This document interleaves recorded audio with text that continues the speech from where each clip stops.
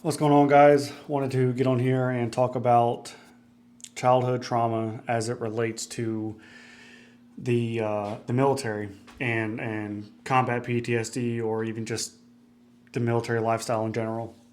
This was a interesting comparison that I made throughout my life, and it's not. I don't ever recommend anybody to compare anything. Compare themselves to any situation. But when I was in the military, I ended up going to Fort Bragg, North Carolina, which is home of the 82nd Airborne Division, and notoriously, maybe if that's the right word, called the Land of Broken Dreams. The reason why it's called the Land of Broken Dreams is because anybody who fails to go to Ranger Battalion or Green Beret, like Special Forces selection, anybody who fails any kind of like special operations for the Army, likely end up at Fort Bragg, North Carolina. So they call it the Land of Broken Dreams. And because of that, or anybody who gets kicked out of special operations, they go to the 82nd usually. And so, because of that, it's called the Land of Broken Dreams. And because of that, I was exposed to a lot of former special operation guys and current, and just the attitude and atmosphere of all the special operations. Didn't matter which branch of service they're in, Air Force, Marines, Army, Navy, whatever. Everybody's at Fort Bragg, so it seems. And when I got to Fort Bragg, one of the comparisons that I would often make was looking at myself in their shoes, thinking to myself, could I handle it? Could I handle their selection process? Would I be able to handle their deployments, their action, their time in overseas? Would I be able to handle the deployments? All of those things. And one of the I just thought about, could I handle it? But then also, would they be able to handle my childhood?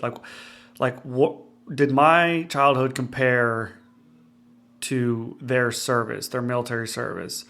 And if so, how did it? Like, was it worse? Was it not as bad? Would they be able to handle my childhood? Like, all of those things. And that really tore into me for a long time, because I always kind of like thought that I just had, when you compare yourself, it's a thief of all joy, right? So you think you've had a hard life, and then you compare yourself to somebody else, and then it's like, oh, it's not that bad. And then now you're down this rabbit hole of like self-doubt and belief and all of those things. And so that's kind of what that did to me. But now, post-military career, as I've reflected back on that, I had a conversation with a buddy of mine, and now I tell a story, or I guess a theory of, it's called a no bell to ring, no bell to ring. And what that means is, as a child, anybody who goes through anything traumatic as a child, you don't really have an option. There's no choice. And especially prolonged trauma, like, there's no option. You just have to keep going every day, and it's running its course on you, right? And you can't just quit. Well, in special operations, to join special operations, that is a conscious effort. That is a decision that you make to go to selection, to put yourself through the training, to put yourself into those situations that are painful and miserable, and testing you and testing your body. And so, as a child, you didn't make that decision, right? And in special operations, when you're trying out, you can quit whenever you want. There's a bell to ring, right? Specifically, like if you look at the Navy SEALs buds, they go and ring the bell before they quit. And as in the whole time they're going through their training, there's like cadre, or the training officers nearby, that are, they're telling you the whole time, hey man, you can quit whenever you want. There's a warm truck, warm meals. We have all those things right over there. All you have to do is quit. I mean, if you want to quit, you can just give up. It's okay. Like, nobody's going to judge you for it. You tried. All of those things, right? Well, as a child, there's no bell to ring. You have to keep going forward. Furthermore, when you go through trauma, the way that I have, or the way that many others have, there are no accolades. So when you live a traumatic life, or you have a traumatic childhood, there are no accolades for those things. There's no tab that I get to wear on my shoulder. There's nothing. I don't get to wear a title. I don't have any title that says Green Beret or Navy SEAL or Marine Raider. In fact, the titles that I have now and that many have are survivor or victim. And a survivor and a victim, those aren't honorable titles. That's not something I walk around and I'm proud of. It's not this like symbol of honor and pride. In fact, I get put into a box with a bunch of other people who are damaged and broken. If you want to dig a little bit deeper, those accolades or the titles that come with trauma are addict, alcoholic, depression, divorce, violence. Those are all the accolades that people that suffer trauma, neglect, and abuse get to carry for the rest of their lives. And so there's an interesting thing with trauma and military like service members who receive a lot of accolade and honor and pride for what they do, right? And so that was one of the things I battled for a long time. And, so there's a lot to that with the comparison stuff. One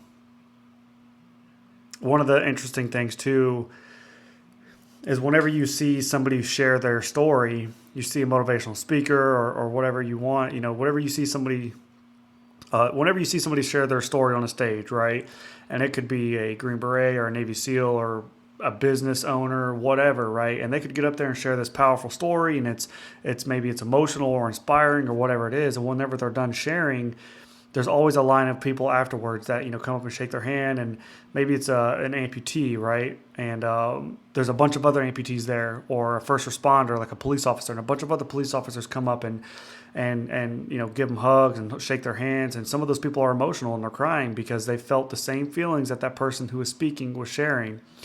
And the crowd looks on and sees that this officer or this fellow amputee or this business person is emotional in the crowd. And there's nothing like embarrassing about that. In fact, it's honorable. When you see two veterans kind of hugging each other and embracing one another, it's really honorable, right? And you're like, man, that guy put his life on the line. He lost his limb, or he's a wounded veteran. Whatever it is, cancer survivor. There are these things that are just, you're so proud to have overcome and endure and all of those things, right? And with specifically to me and my story, as it relates to sexual abuse, when I share my story, the courage that it takes for somebody to approach me afterwards, to hold me, to hug me, and to cry into my shoulder and to thank me for sharing my pain the way that they felt as well to a crowd, and give them the permission to speak, and hopefully one day they can share their pain and suffering for others to grow and heal from. The courage that it takes to approach me is a lot different, because when somebody approaches me and they're emotional, you can kind of put two and two together, like, hey, that person probably went through a lot of the same things that Seth did, right?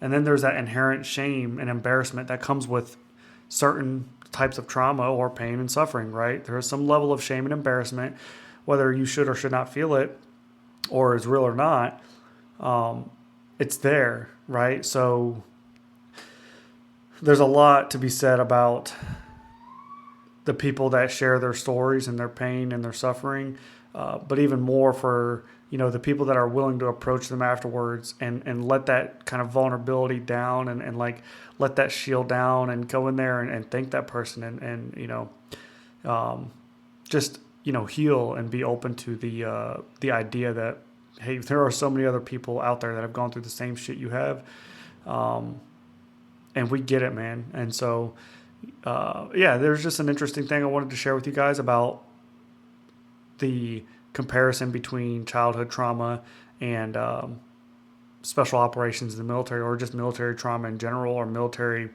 time in service, kind of those things, or anybody who receives any kind of honorable award for any kind of process that they've gone through in life.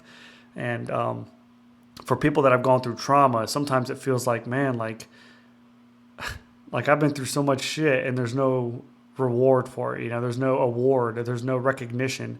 And not that we want to be recognized for like the most traumatic childhood in the world, but you just wish people understood how hard and how tough it is to grow up in an environment like that. And so many people just don't get it. And so when we praise all of these actors and these movie people and freaking musicians and athletes for all of these things that they're doing. It's like, man, I wish that person like knew what it was like to grow up the way that I did and go through the kind of pain that I did. And I wonder if they'd be the same person that they are today, you know. And for anybody who's going through that, I mean, those are feelings that I held for a long time. And for anybody who's going through that, the best advice that I have for you is to let it go, is to let that resentment go. There's nothing yet that you can do about it now, and it obviously doesn't make sense to like make that person go back and live some traumatic childhood or whatever. And you wouldn't wish that on anybody in the first place. But, the best thing you can do now is to let it go. And then maybe better than letting it go is dig into it a little bit more. And instead of being resentful, just be proud that and happy that person didn't go through it, and that person's able to do the things that they are, and that person has the life that they have, and their kids have the life that they have, and so on and so forth. So you really turn that resentment into gratitude just by being happy for people. And that's a skill, and that takes time, and that takes growth. So those are some of the things that I battled with throughout my life, and especially in my adulthood. And so I wanted to share them with y'all. If any of that makes sense, man, appreciate y'all for watching and listening. Subscribe, like, comment, any questions you guys have. I appreciate all the support that you guys are giving me and sharing my story.